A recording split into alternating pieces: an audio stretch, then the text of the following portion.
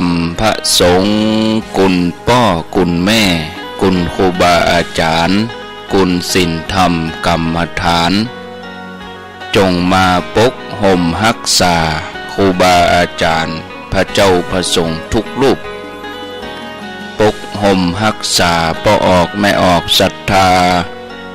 ท่านสาธุชนคนดีผู้สนใจใฝ่ในธรรมทุกท่านขอถวายความเคารพแสดงความนับถือพระมหาเถระพระเถรานุเถระเจ้าคณะพระสังฆาธิการครูบาอาจารย์เจ้าที่เปิดวิทยุฟังอยู่ที่วัดที่ว่าเวลานี้เจริญพรศรัทธาญาติโยมท่านสาธุชนคนดีผู้สนใจใฝ่ในธรรมทุกท่านได้เวลาแล้วเนอได้เวลาแล้วถึงเวลาแล้วได้เวลาสำหรับการรับฟังธรรมะอันเป็นสาระประโยชน์ทางด้านพระพุทธศาสนาน้ำธรรมคำสอนขององค์สมเด็จพระชินวรสัมมาสัมพุทธเจ้าได้มาปะมาพบมาอู้มาเล่าสู่บรรดา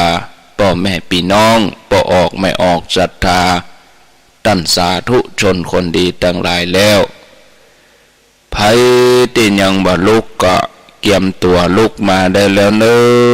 ลุกมาได้แล้วตื่นมาได้แล้วหลับลุกเจ้ากินพักดังป่ายหลับลุกควายกินพักดังเก้าลูกเจ้าได้หลายลูกควายได้น้อยหลับลูกเจ้าเป็นเจ้าดังหลายหลับลูกควายปาเฮอลูกหลานเป็นหนี้เป็นข้าเนอตื่นมาอย่าเนอลุกมาอย่าเนอลุกเนอลุกเนอลุกลุกลุกลุกตื่นตื่นตื่นตื่นตื่นตื่นได้แล้วลุกได้แล้วญาติโยมท่านทั้งหลายลุกเจ้าตื่นตัวเจ้าบัวกาบหันเยื่องนาพังพร้อมลุกควายบดตันหนตางกีดกอมกาตัวบดตอมปุ่นอายจุงเก่งเข้าไว้อย่าไปเฮือขวายต่อหน้าสบายจำไว้เน้อเจ้าจำไว้เน้อเจ้าอรุณสวัสดิ์ธรรมะสวัสดีสวัสดียามเจ้าศรัทธาญาติโยมท่านผู้ฟังทั้งหลายต้อนรับทุกท่านเข้าสู่รุ่งอรุณวันใหม่ประกันเจ้านี้เป็นเจ้าของวันพฤหัสบดีที่19เดือนพฤษภาคมพุทธศักราช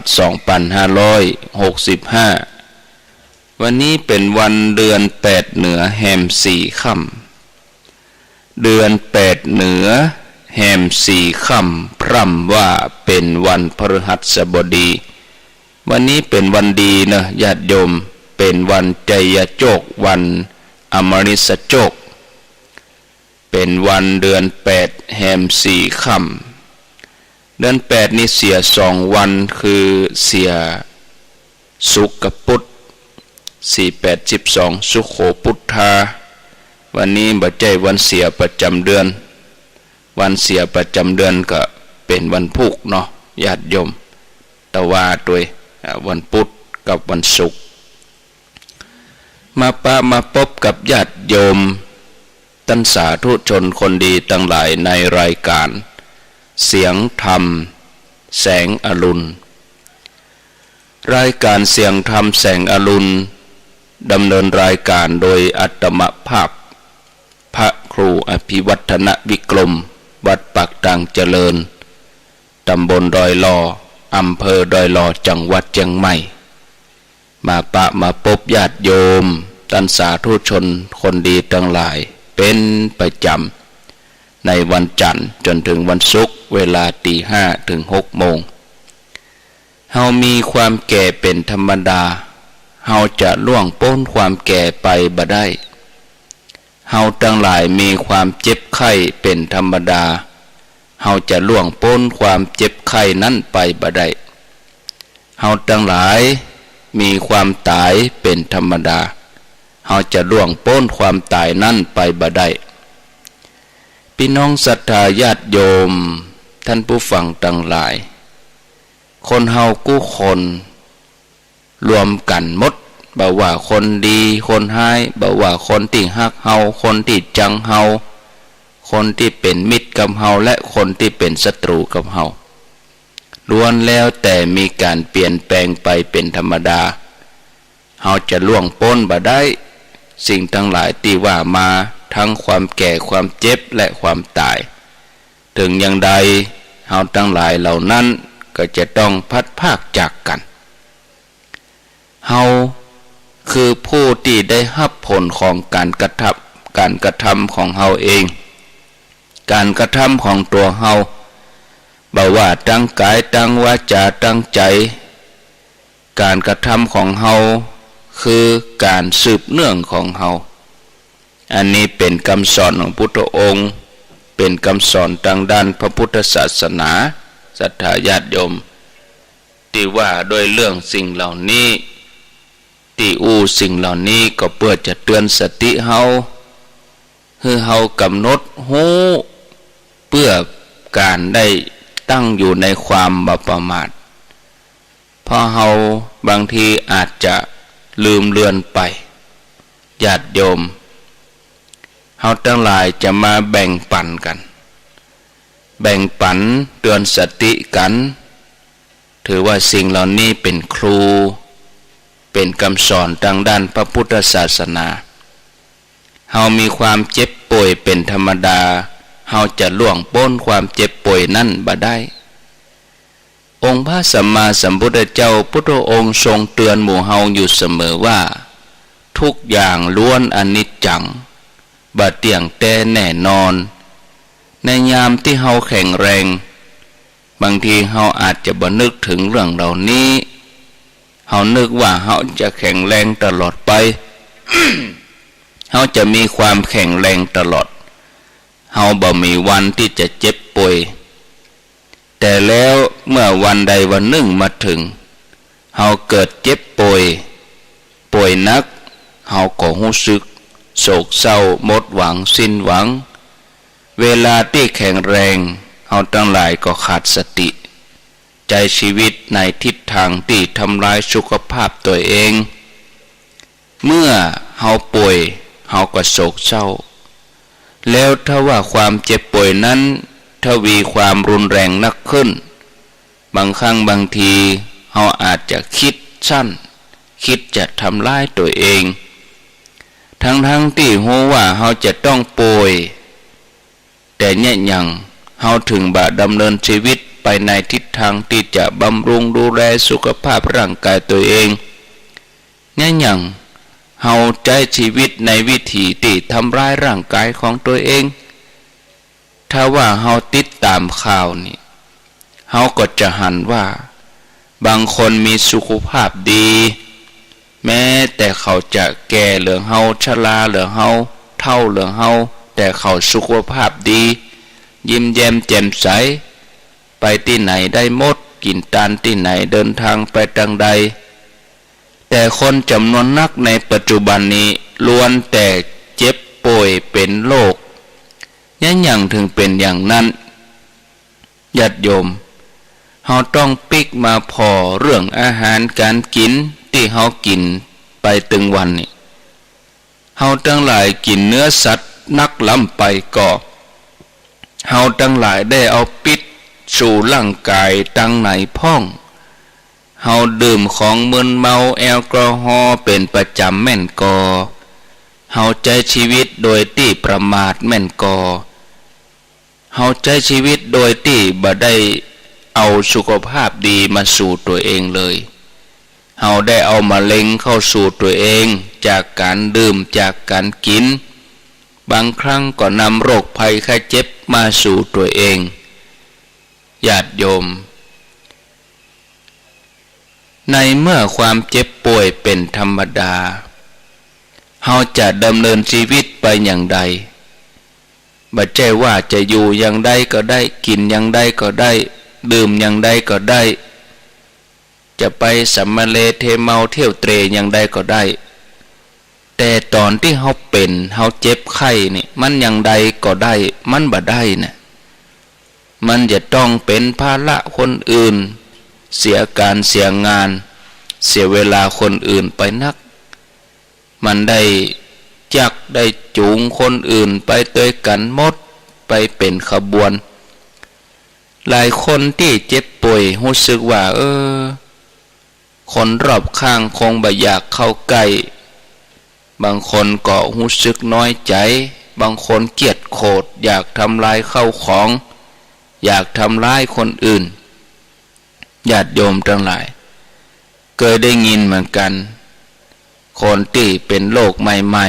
ๆพยายามที่จะแพร่เชื้อให้คนอื่นเพื่อจะให้เจ็บป่วยเหมือนตัวเองฉันบ่ยอมที่จะเจ็บป่วยคนเดียวคนอื่นจะต้องเจ็บป่วยด้วยเนี่ยเรื่องแบบนี้ก็เคยมีเกิดขึ้นนะฉะนั้นญาติโยมนะจะต้องรู้สึกหันใจคนอื่นนะเฮาควรดำเนินชีวิตไปในวิถีที่มีสติเมื่อร่างกายเฮาแข็งแรงบางครั้งบางทีเฮาก็เย่อหยิ่งทะนงตัวบ่ได้หันอกหันใจนะ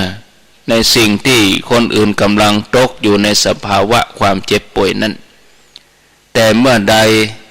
สภาวะนั้นปิกย้อนมาถึงตัวเฮาเจ็บป่วยพ้องเฮาจะรู้สึกรู้ซึ้งถึงสิ่งเหล่านี้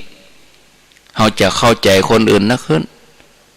นะแล้วเฮาก็จะเข้าใจความทุกข์อันเกิดจากความเจ็บป่วยใจของเฮาก็จะเปิดกว้างเฮาจะรู้ว่าเมื่อเฮาเจ็บป่วยตัวเฮาเป็นทุกข์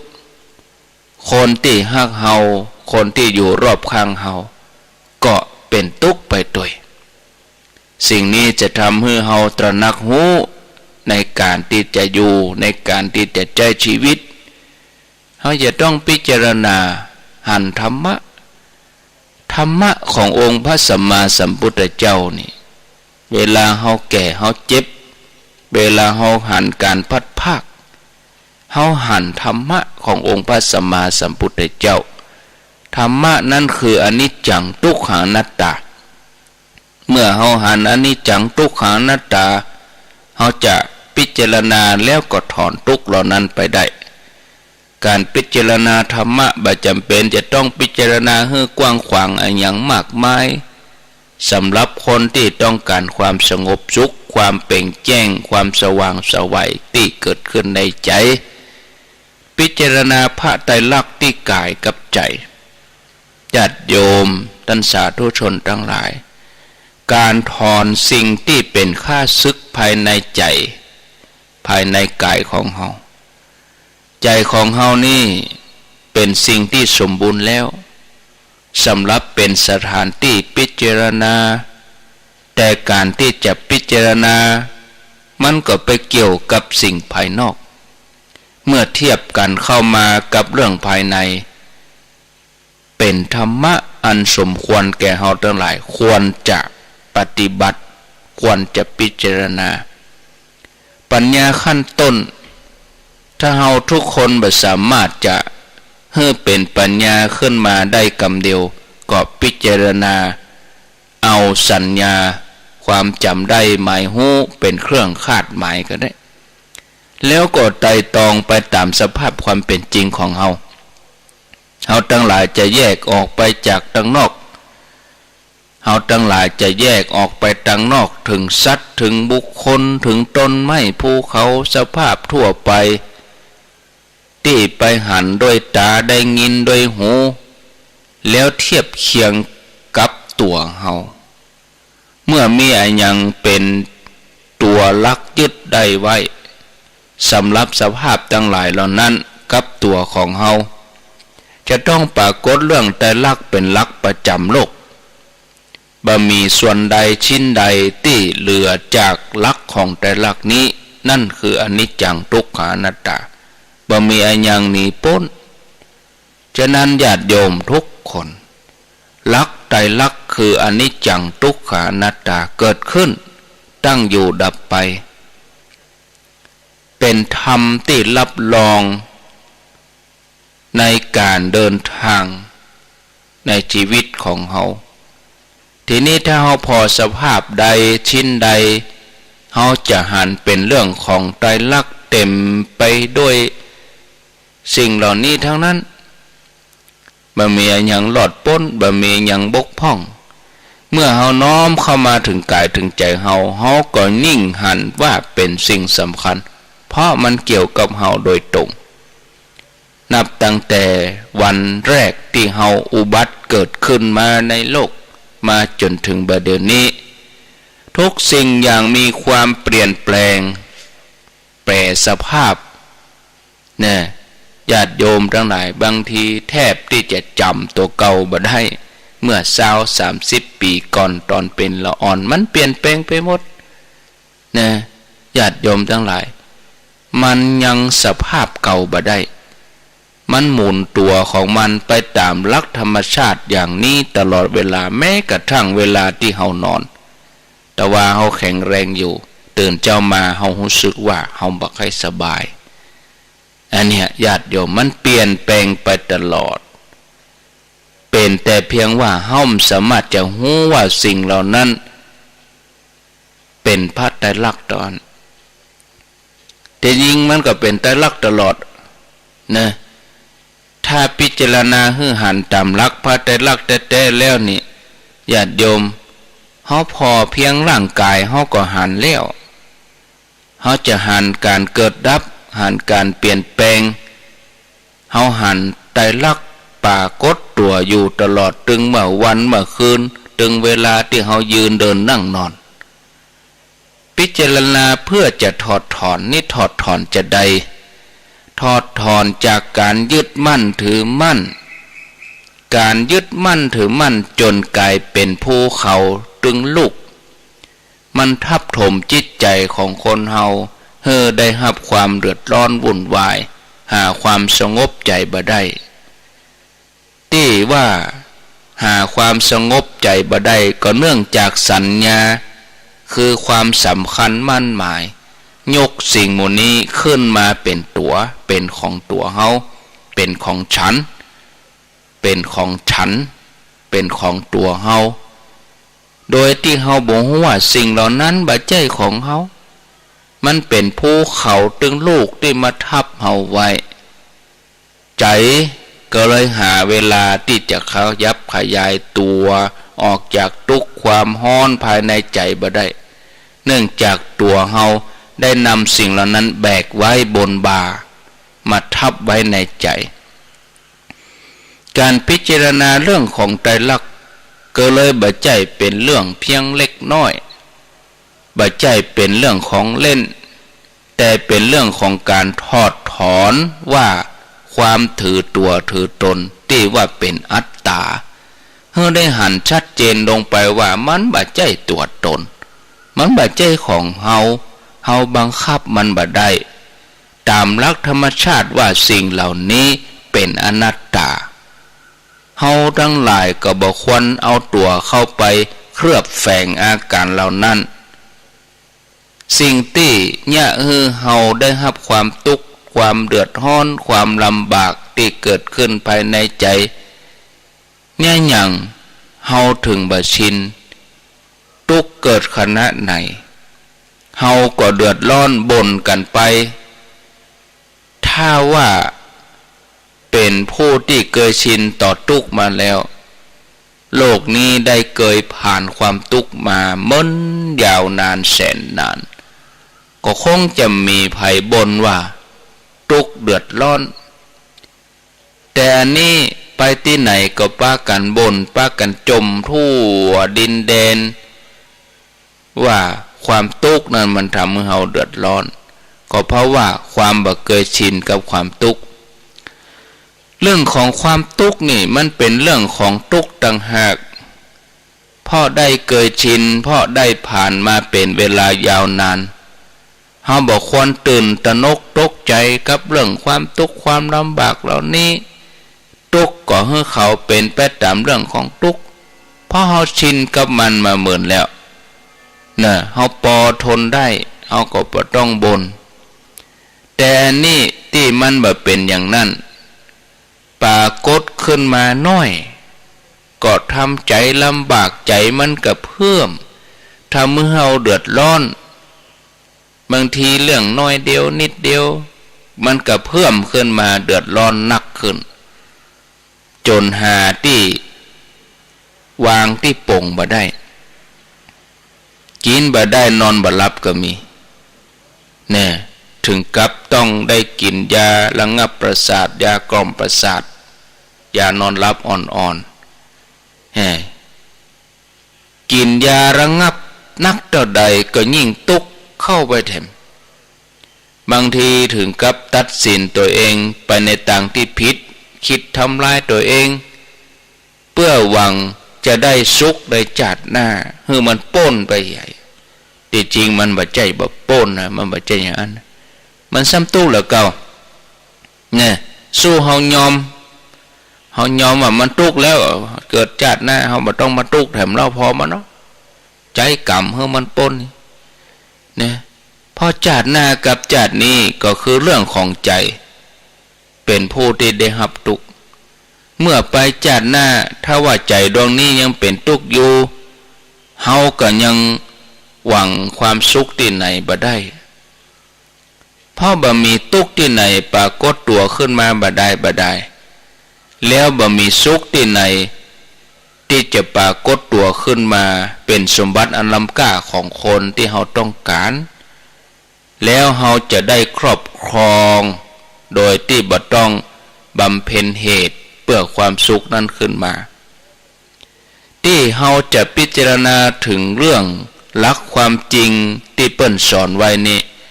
ก็เพื่อจะทอดถอนเหตุที่จะทำให้เฮาเกิดทุกข์เกิดความลำบากได้แก่ความยึดมั่นถือมั่นสำคัญผิดภายในตัวของเฮาถอนมันออกถอนด้วยปัญญาถอนตามแนวทางสายกลางตามพระไตรลักษณ์ส่วนใดที่หันว่าเป็นทุกข์บ่ใจเฮาบ่ใจของเฮาบ่ใจสิ่งที่ทำมือความสนิทใจติดใจกับสิ่งนั้นเฮาก็จะทำความรู้สึกตัวเฮาแล้วหาทางออกญาติโยมทั้งหลายเฮาจะเข้าใจเรื่องอนิจจังเรื่องอนัตตามีอันใดส่วนใดพ้องที่จะถือเป็นของเฮาได้มันก็เป็นธาตุสี่ดินน้ำลมไฟอันนี้เป็นสมบัติของไผบ่ปรากฏว่าเป็นสมบัติของไผควรจะห้องว่าเป็นอนัตตานะเฮาเป็นเพียงผู้อาศัยสภาพร่างกายของเฮาตัวนี้อาศัยชั่วระยะหนึ่งเวลาหนึ่งในการที่จะประกอบกรรมทั้งดีและบดีที่สุดมาแล้วสภาพร่างกายของเฮาก็เปลี่ยนแปลงนะเปลี่ยนแปลงอยู่ตลอดทั้งที่เฮาเป็นเจ้าของมันก็บ่ฟังเสียงเฮาเห็นเลยหน้าที่ของมันคือเปลี่ยนแปลงไปตามสภาพกาลเวลาหน้าที่ของเฮาคือเข้าใจความเปลี่ยนแปลงนั้นเฮาใจไปฝืนมันอันนี้คือธรรมะอันนี้คือการเปลี่ยนแปลงธรรมะอนัตตาที่ว่าบ่ใจไผนั้นไผจะมาเสกสรรปั้นยกยอว่าเป็นของไผยังได้ก็ตามอันนั้นก็เรื่องของเรื่องไปเป็นวจีเป็นกำอู้ไปแต่ในความเป็นจริงนั้นมันเสียประโยชน์เปล่าประโยชน์เฮาบ่ได้รับประโยชน์จากการเสกสรรปั้นแต่งคือพิจารณาด้วยปัญญาเฮาพอใกล้ๆก็เหมือนอวัยวะร่างกายของเฮานี้ส่วนไหนชิ้นไหนพ้อง ที่มันจีรังยั่งยืนที่มันบะแก่บะเจ็บมันมีเลยที่สุดมามันก็เปลี่ยนแปลงมันบะยั่งยืนมันต้องแก่ต้องเจ็บส่วนใดพ้องที่มันเป็นตัวของเฮาอันโดยแท้ตั้งแต่ชิ้นเล็กชิ้นน้อยไปจนถึงชิ้นใหญ่ภายในร่างกายของเฮานี่สักแต่ว่าเป็นธาตุตามธรรมชาติต่ออันทรัพย์สมบัติอยู่ในบ้านเฮาอยู่ในมือเฮามีมากมีน้อยเฮายังฮู้จักว่าทรัพย์สมบัติประเภทไหนมีคุณค่านักต่อใดคุณค่าน้อยต่อใดมีจำนวนต่อใดควรจะทำประโยชน์จากสมบัตินั้นอย่างใดไปตามหน้าที่สมบัติภายในของตัวเฮานั้นได้แก่ร่างกายจิตใจเฮาก็ควรจะพิจารณาตามหลักธรรมพิจารณาให้ชัดว่าส่วนไหนเป็นอย่างใดเอามาเกิดปัญญานั้นก็จะให้เฮาได้เตี้ยวตามทางอันถูกต้องเฮาจะเข้าใจอนิจจังทุกขังอนัตตาเมื่อเฮาเข้าใจอนิจจังทุกขังอนัตตาแล้วเฮาทั้งหลายก็จะคลายความกังวลคลายความยึดมั่นถือมั่นจิตดวงนั้นก็จะมีกำลังดังเรื่องที่จะเล่าให้ฟังกบผู้บ่ยอมแพ้การละครั้งหนึ่งเมินมาแล้วมีกบหลายตัวกบทั้งหลายตกลงไปในบ่อน้ำลึกที่เจ้าบ้านขุดไว้สำหรับดักสัตว์ขุดน้ำบ่อนี่กบตกลงไปหมู่กบทั้งหลายมันก็ปากันกระโดดพยายามให้ตัวเองพ้นจากขอบน้ำบ่อตัวนั้นให้ได้แต่สำหรับหมู่กบมันแล้วนี่บ่อน้ำนี่ลึกที่สุดลึกขนาดฉะนั้นก็เลยบ่มีกบตัวใดสามารถกระโดดพ้นจากขอบบ่อน้ำนั้นได้หมู่เปื้อนกบของมันที่อยู่ตางบนต่างก็เฝ้าดูที่ขอบบ่อน้ำแรกเปื้อนของมันต่างก็ตะโกนเสียงเชียร์ดังทั่ว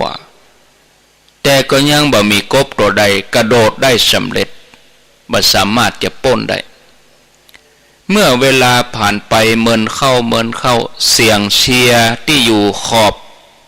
บ่อน้ำนั่นก็เริ่มหายไปทีละตัวสองตัวจากเสียงดังก็เงียบไปหน่อยนะแล้วเปลี่ยนเป็นเสียงที่บอกว่าหยุดเตอะเปื้อนบัดถ้าโดดเลี้ยวถึงหมู่เปื้อนเจ้าทั้งหลายจะโดดอย่างใดคงมีความหมายเพราะว่าบ่อน้ำนั้นลึกเกินไปเกินกว่ากำลังที่หมู่เจ้าทั้งหลายจะกระโดดขึ้นมาหยุดเตอะบัดถ้าโดดละพักเอาแหงเก็บแหงไว้จะดีกว่ากบตัวที่อยู่ตังลุ่มก็เริ่มพยายามที่จะกระโดดขึ้นไปทีละตัวจนในที่สุดก็เหลือกบเพียงตัวเดียวที่ยังคงตั้งหน้าตั้งตากระโดดต่อไปโดยที่บับฟังเสียงเปื้อนของมันที่อยู่ตังบนบอกว่าหยุดเหียเก็บแหงไว้เหียกบที่อยู่ตังบนก็ส่งเสียงอย่างนี้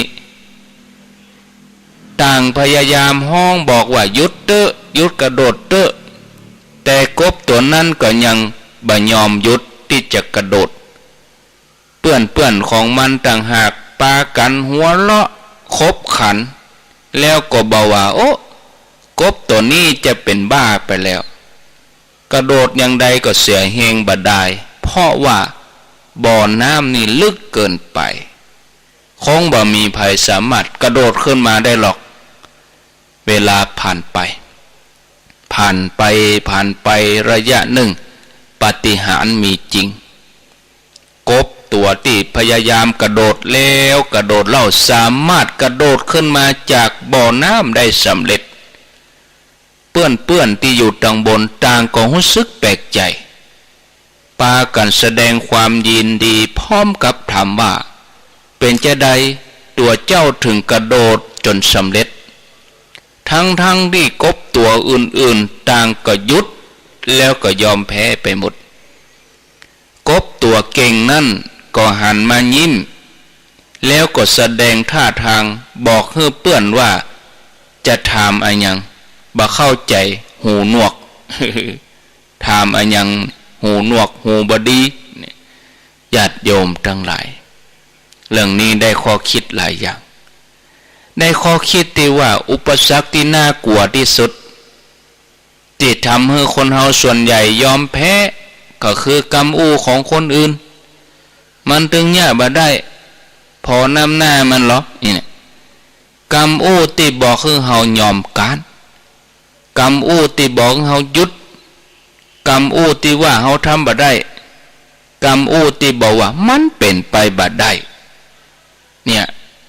ซึ่งคนส่วนใหญ่เมื่อได้ฟังกรรมอู้เหล่านี้ก็มักจะเชื่อแล้วก็ทำตามกรรมอู้นั้นหยุดเหี่ยย่างเหี่ยทำตึงบ่ได้เนี่ยตึงบ่ได้เขาก็เลยหยุดฝันหยุดทำหยุดปรารถนาหยุดพยายามหยุดความเปลี่ยนแล้วก็ปล่อยชีวิตให้เป็นไปตามยถากรรมมัวแต่รอคอยโอกาสมัวแต่รอคอยโชคชะตามัวแต่รอคอยเทวดาบันดาลทั้งที่บ่ฮู้ว่าสิ่งเหล่านั้นจะเกิดขึ้นเมื่อใดแต่ถ้าเฮาทำเป็นคนหูหนวกบัดไปฟังกรรมมานะถ้าเฮาปรารถนาความสำเร็จด้วยความเพียรเฮาต้องทำเหมือนกบหูหนวกเนี่ยเฮาถึงจะสำเร็จอันนี้ก็เลยได้ชื่อเรื่องนี้ว่ากบผู้ไม่ยอมแพ้นี่ศรัทธาญาติโยมทั้งหลายเนาะพอเวลาแล้วก็ตอนนี้5:40 นาที5:40 นาทีแล้วเวลาก็โวยแต่เนอะเนาะญาติโยมทั้งหลายเพื่อกรรมเดียวบ่ได้ก็โวยแต่วันเวลาล่วงเลยไปขออ่านชื่อนี่เห็นหน่อยเนาะคงจะได้อ่านวันนี้แล้วก็วันพุธแถมวันก็คงจะเสี่ยงละอันนี้เป็นรายชื่อเก่านะอันนี้เปิ้นว่าดินพอกหางหมูบ่ได้ก็จะอ่านบ่ได้อ่านสักเตื้อดินเลยพอกหางหมู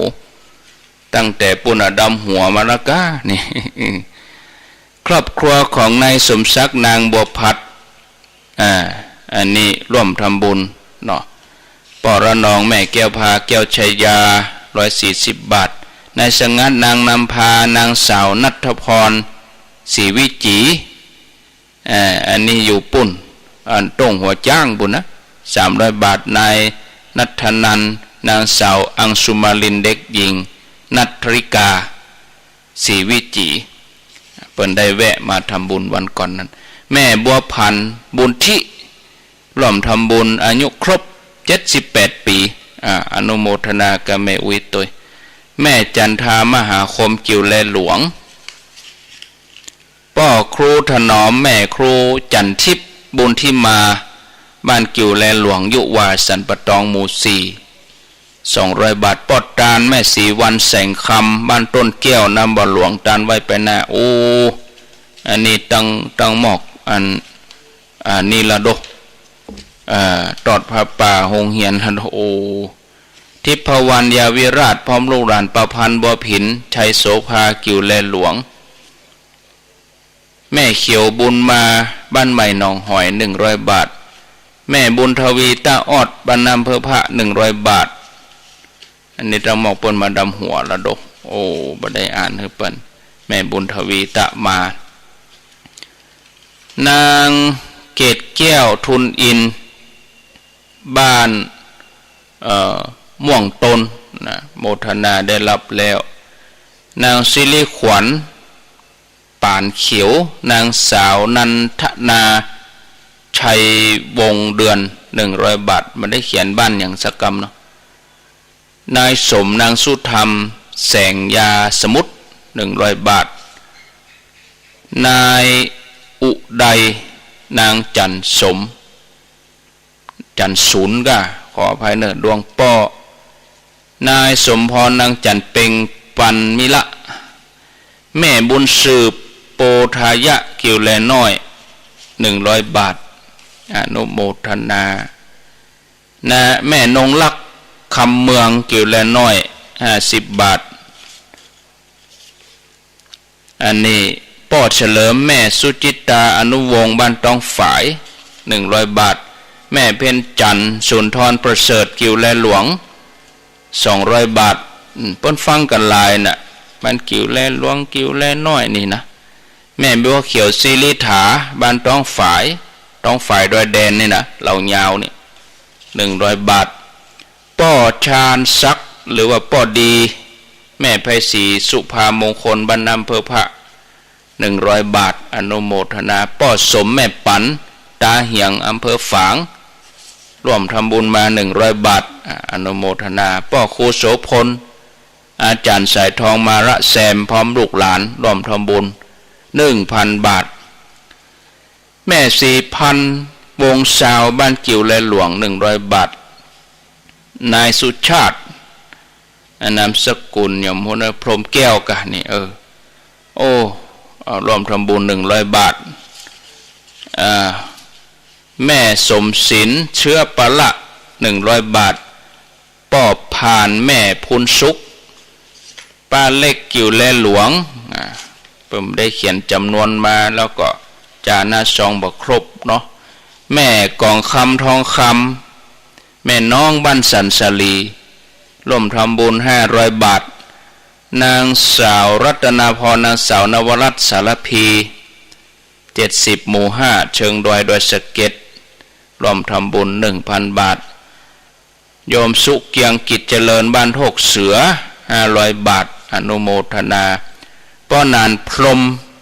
แม่สุรดารัตนมงคลชัยร่วมทำบุญมา500 บาทนางสายวงแก้วบ้านแพะหนองอันนี้ร่วมทำบุญมาลวดปูจ้าเหรียญทับแล้วกันนี่เหรียญนี่ก็ทยอยส่งอยู่นะย่ำเสี่ยงเตะข้างแหมประมาณ2-3 ลายแม่อุ้ยอินเขาใจเย็นๆเนอะอาตมางานทีละมาแต่ว่าก็วันค่ำวันนี้ก็วันค่ำเนาะอนุโมทนาแม่สายลุงทิคุณบ้านเสาหินตำบลเวียงอำเภอเมืองฝางร่วมทำบุญมา300 บาทโมทนาป้ออุดมแม่ขจรสารพีเชิงดอยสะเก็ด1,000 บาทเนาะอนุโมทนาสาธุต่อไปก็มีนายสงกรานต์นางผ่องพันธ์ปากตังเจริญ100 บาทละพีพันธ์เครือโย300 บาทเนี่ยแม่บัวไหลนินวานแม่แสงลามณีรัตน์อันนี้อยู่แม่โจ้บุญกะร่วมทำบุญมา2,000 บาทนี่อนุโมทนาป้อจันติบแม่แสงเรือนคำล่ากิวแลป่าเป้าบันกาดแม่วางตานไว้ไปหน้า2,000 บาทป้อมารุพงแม่กันดาสีเนตร300 บาทแล้วเปิ้นก็ยังพร้อมลูกหลานก็ร่วมบุญเป็นการอินเทอร์เน็ตทุกเดือนเนาะป้อมารุพงแม่กันดาสีเนตรนี่นะร่วมทำบุญมาเป็นการอินเทอร์เน็ตทุกเดือนนะแม่สีบุตรศิริปาปังตังเจริญ200 บาทลุงนูบ้านกาดแม่วาง200 บาทอนุโมทนาเอาเหลือนี่แหมปึ้งอ่านขึ้นแล้วไปก็มาอ่านกับดินพอกหางหมูเนาะบาแล้วใจนะศรัทธาญาติโยมทั้งหลายนางนิ่มอนงโปธิมาสันทราย500 บาทแม่ฐานคุณศรีลำปาง100 บาทป้อสนันแม่ประภัยแสนคำป่าแดงสันหลวงแม่อาย100 บาทแม่หยังหุ่นเนยโยมเวลาเขียนนี่เอาทีเนอะเอาชัดๆนะจานนะ2ครบนะแม่พรชัยอินบ้านโป่งทีวี100 ซาวอนุโมทนาสาธุตยเนาะนายคมสันมุกแก้วพร้อมครอบครัวเท่าใดก็บ่ได้เขียนบ้านหยังก็บ่ได้เขียนเอาแม่สวยมโนวงศ์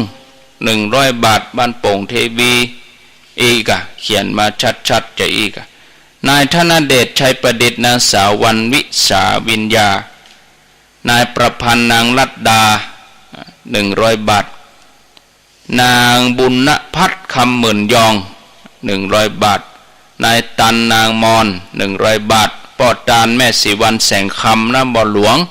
ตันไว้ไปหน้า100 บาทแม่อุ้ยล่าวงสายญะบ้านดงหาดนาค150 บาทนางน้ำเพชรทรเทพบ้านหลังม่อน100 บาทแม่ถาบ้านดงหาดนาค50 บาทแม่ฟอง50 บาทปอกำนันสุทินแม่ยุพินสุรินตะปากตังเจริญการนำกับไฟ300 บาทแม่จินดาภากันทิยะ100 บาทแม่สมนาคำตุ้ยบ้านปักตังเจริญ200 บาทแม่อุษาปัญญาฟูแม่คือโดยสเก็ต100 บาทแม่จินดาภากันทิยะปากตังเจริญแถม100 บาทแม่จันดีจิตเที่ยงบ้านต้นเพิงตำบลสำลำลาดตำบลสำรานราชโดยสเก็ต100 บาทแม่บัวจำใจสมุทรบ้านปวงคำนะร่วมทำบุญมา300 บาทแม่อุ้ยล่าตะสินทุบ้านปวงคำร่วมทำบุญ300 บาทเอาน้ำเพิงบะนาวเอามะขามเปียกมาตวยแม่ลัดคำคงบ้านปวงคำลี200 บาทป้อป่าแม่สีพันคำจันบ้านสองแคว200 บาทปรนองแม่แก้วพาแก้วชัยยา100 บาทนางสาวพัตราลาวิตาย้ายกองดวงปินตาอันนี้อยู่อย่างบ้านหลังกาการนำกับไฟ100 บาทแม่พัดวงพรมสายนางจันติบวงพรมสายบ้านหนองยางลำปาง100 บาทนายสุวรรณนางสมศรีพรมวงสายนางสมพรรัตนังบ้านป่าเมือด500 บาทแม่นวลแส่หยีบ้านสามหลังการนำกับไฟ500 บาทป้อนานดวงฤทธิ์แม่สมหมายจักแก้วบ้านต้นเพิงหมู่7ตำบลสำรันราชโดยสเก็ต200 บาทนายประพันธ์นางลัดดาตานหาอุ้ยจูอุ้ยใสป้อหลวงบุญมีแม่หลวงปัญญาบ้านตาโจก500 บาทแม่สมใจต้อนรับบ้านหัวฝายออนเหนืออำเภอแม่ออน100 บาทนางสุทินศรีตระกูลบ้านสามหลัง500 บาทแม่นวลแส่หยีบ้านสามหลังแถม 1,500 บาทแม่ไลภาพเตจะนางอละชรโพธิ150 บาทป้อสนแม่เพียบบงชุมพันธ์บ้านนาฟานตำบลดอนไฟอำเภอแม่ทะลำปาง100 บาทป้ออเนกแม่เสียวงชุมพันธ์กันเนาะบ้านนาฝานดอนไฟแม่ทะปุ่นร้อยตำรวจเอกวิชัยนางไถจือฟูปิงสันขยอมสันทราย500 บาทแม่สายพินกัลยาพร้อมลูกหลาน300 บาทอันนี้หลายๆคนพร้อมกันใช้ประการปุ่นอ่านให้เปิ้นแล้วใจอย่าเนาะแม่สีทอนเปรมจิตแม่สวรักษ์อภิวงศ์แม่จันแก้วกอบคำปันแม่สมใจมาแม่สีลาวลีบ้านหนองบัวชัยประการโมทนาแม่กรกมลนายศรีไพรนางสาวนิพาพรเขยกลางพร้อมลูกหลานดอยน้อยพัฒนาหนองหานตานเฮคุณยายผินแย้มเขียวผู้ล่วงลับไปแล้วอนุโมทนายายน้องนางบัวจันทร์อยู่บ้านป่านายน้องยายว่านายน้องนางบัวจันทร์บ้านป่าจันทร์รวมทำบุญ100 บาทแม่นางวังฐานบ้านป่าจันทร์100 บาทแม่ลัดดากันทวงศ์ปงเทวีนายบุญนางปวนพิลมบ้านป่าจันทร์100 บาทนายนิกรนางจิตดาสุกันธาป่าจันทร์100 บาทนายอดิศักดิ์นางขจรเกียรติจักแก้วบ้านป่าจันทร์100 บาทโยมป่อเจริญพรหมการพร้อมครอบครัว152/4บ้านสันทรายต้นกอกหมู่8ร่วมทำบุญมา500 บาทแม่พองพันล่านวลบ้านสันเวียงป่าเป้าโมทนา100 บาทนางเกตแก้วสีคำบ้านป่าแดงบ้านหลวงแม่อาย100 บาท นางผ่องศรีเทพบงบ้านศรีวังทานป่าไผ่สันทราย100 บาทแม่อุไรวิริยะบ้านหม้อบ้านไผ่บ้านหม้อตำบลป่าไผ่สันทราย50 บาท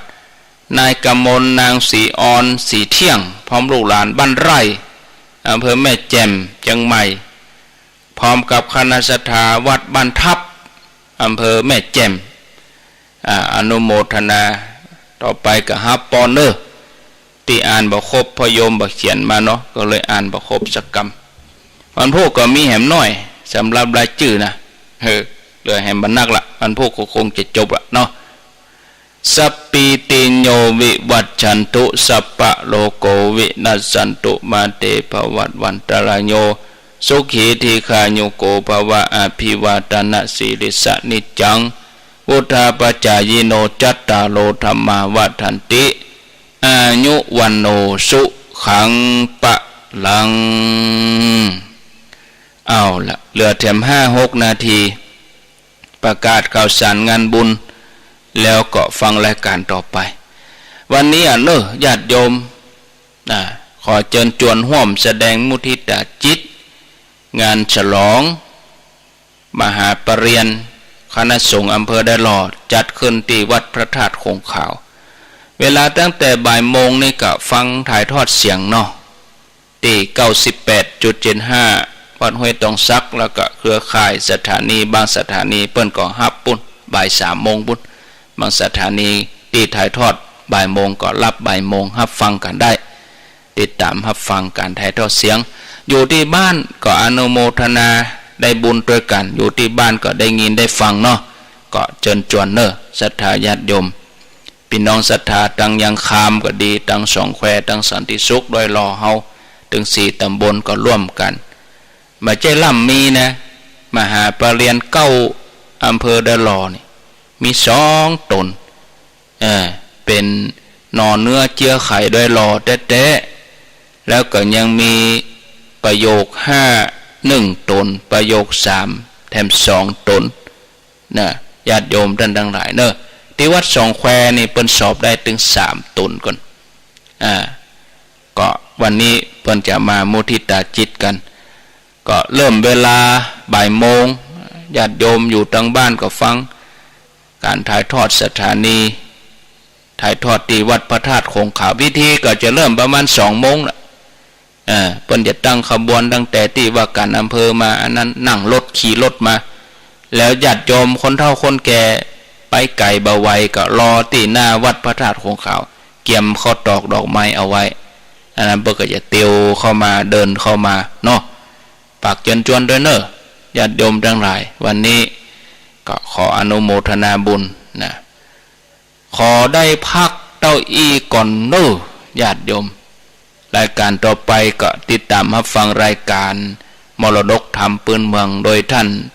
มหาสมชาตินันทธรรมิโกเจ้าวาดวัดหนองยาวเวียงป่าเป้าเจียงไฮ้อาตมาลาศรัทธาไปก่อนโชคดีมีใจปะกันทำไมก็คงเป็นวันผู้มาเจ้าวันนี้รายการธรรมะช่วงบ่าย 3บ่มีเนอะจะเป็นการถ่ายทอดงานที่วัดพระธาตุคงขาวไปนะเชิญติดตามรับฟังแต่ละสถานีที่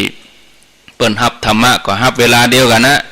ต่างได้เอาเวลาถ่ายทอดเสียงไปด้วยเนาะอนุโมทนา